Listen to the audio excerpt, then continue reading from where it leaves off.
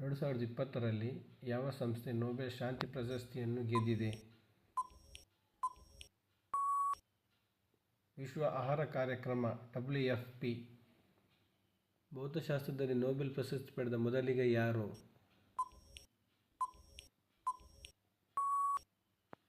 Wilhelm Conrad Roentgen. Nobel ಶಾಂತಿ ಪ್ರಶಸ್ತಿ ಪಡೆದ ಮೊದಲ ಭಾರತೀಯ ಮಹಿಳೆ ಯಾರು?